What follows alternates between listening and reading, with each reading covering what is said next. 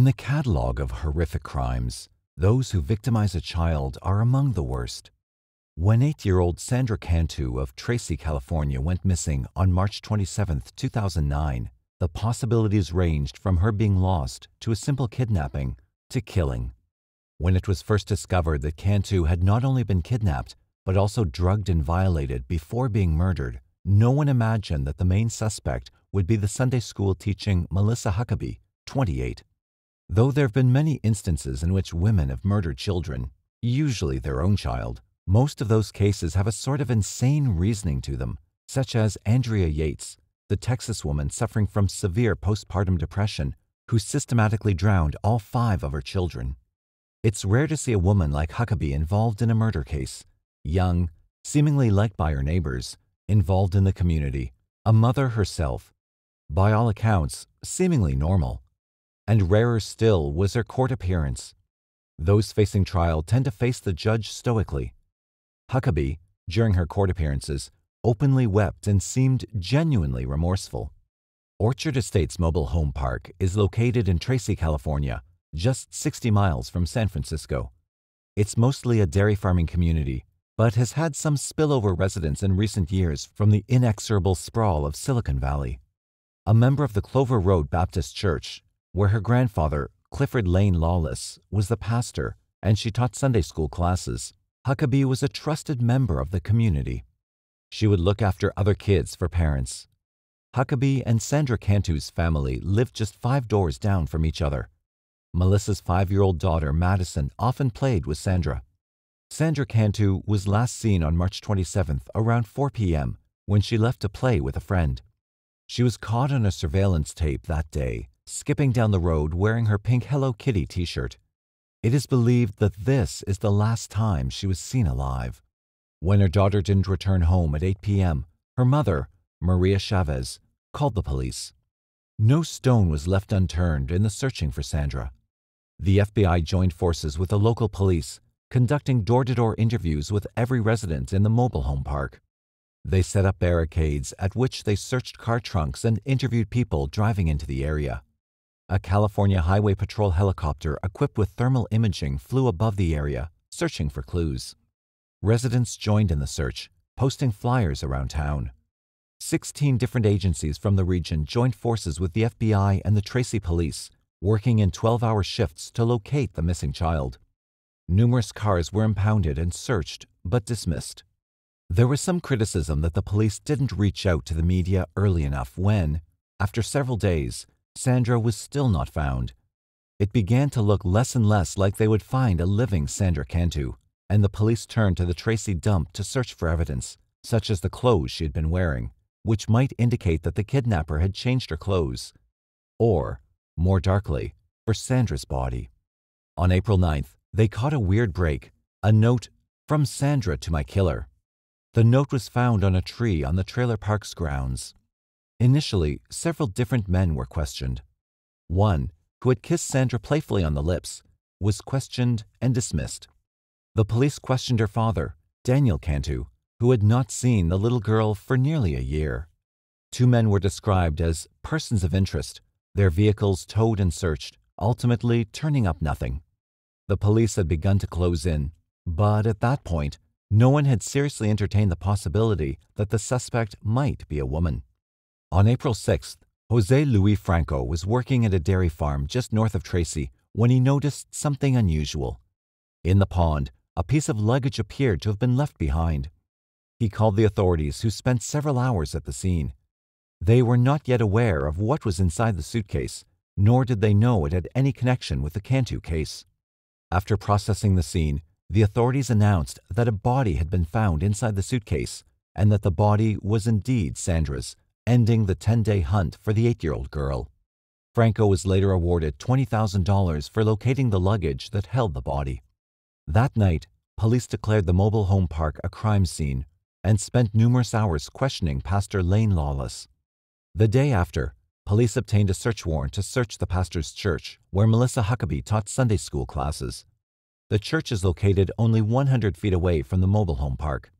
Though the pastor was not officially named a suspect, the police confiscated computers and files from the school. The police set up 2 large tents behind the church, which incited the media to follow the pastor and his wife constantly. His wife, Connie Lawless, told the Contra Costa Times, "We're open to whatever they want to ask." The pastor was never named a suspect and was only considered a person of interest. Still, it seemed like the police were getting closer to their target. On April 10th, Melissa Huckaby was arrested, sending the tight-knit community into shock. No one could make sense of the arrest. Even a police spokesman said at a news conference that he couldn't begin to theorize the motive. Did a Sunday school teacher with no history of violence, who was a mother herself, nearly rape and kill this little girl in the church and pack her in a rolling suitcase before driving in her own car, a purple Kia, to dump the body in that pond? Huckaby's own relatives were dumbfounded. Her uncle Brett Lawless told CBS's Sacramento affiliate, "The allegations are so far outside what I know about my niece. Of course, there are doubts in my mind, but we understand the police doing their jobs might have some probable cause."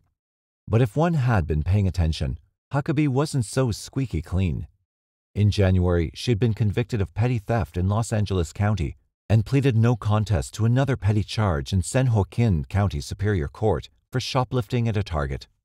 Her sentence included 3 years probation, and she was ordered to attend a county mental health program. She also had a history of dating troubled men. Her father said that she had a history of depression and had been having trouble with her divorce. Still, murder? Rape? Of a child? Prior to her arrest, she had voluntarily called the Tracy press and offered strange information. She told a reporter that she indeed owned the rolling suitcase in which the body was found, but explained it had been stolen from her house on the day Sandra went missing. She said she had reported the suitcase being stolen. She inserted herself further into the investigation by trying to deflect attention away from her grandfather, the pastor, with whom she lived. "It's not my granddad's. It's mine, and someone took it," she said. And the more she talked, the odder she seemed. Inconsistencies in her story began to trouble police when they questioned her. After she revealed enough information to give them probable cause, they arrested her. Initially, many people figured that she must be covering for someone. The Melissa they knew couldn't possibly be this evil. But then, new details were revealed that chilled the residents of Tracy to the bone. They knew that the crime had been gruesome enough for a judge to order the autopsy sealed. But then, the residents learned a bit more. On May 22nd, Huckaby was brought into court to face additional charges that were completely separate from the Cantu case. She was charged with poisoning a man and a 7-year-old girl, 2 separate counts, as well as child endangerment. On separate occasions, Huckaby had allegedly drugged 2 different people, one an older man and a 7-year-old whom Melissa had been babysitting. The mother reported the incident, which took place in January, to police and told ABC News that police hadn't taken her case very seriously. The hospital had told the mother, who wanted to remain unidentified, that her daughter had muscle relaxants in her system. Stranger evidence still turned up on Huckaby's computer. In April, it was revealed by CBS that Huckaby had performed internet searches on a case that turned out to be eerily similar to Cantu's, that of Rose Pisem, a 4-year-old girl who had been murdered in Israel by her grandfather with whom she lived. After being missing for several months, Pisem's body was discovered stuffed in a suitcase. Was it possible that the grandfather had committed the crime and had framed Melissa? Or maybe it was the other way around. Had she tried, for some reason, to frame her own grandfather? Sympathy for Huckaby was dwindling. It was also revealed that she was a person of interest in an arson case in 2007, in which 2 fires had been set in a La Palma, California house in which she had lived. Coupled with the poisoning allegations, Melissa Huckaby was slowly turning from an angel to a devil. On July 20th, the grand jury met and considered Huckaby's case. When they'd finished, the results were more startling than previously expected. Huckaby was indicted on 5 counts on August 17th, including kidnapping, murder, lewd or lascivious acts with a child, and rape with a foreign object.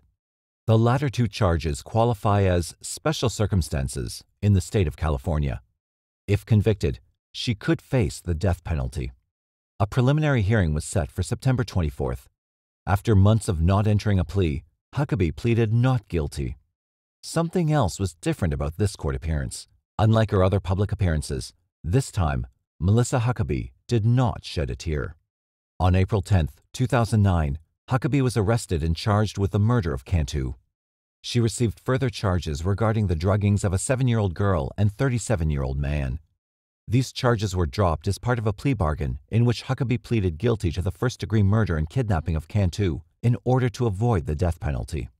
Huckaby was sentenced to life imprisonment without the possibility of parole. At her sentencing, Huckaby said, "I still cannot understand why I did what I did. This is a question I will struggle with for the rest of my life." The prosecutor in the case speculated that she killed Cantu for attention.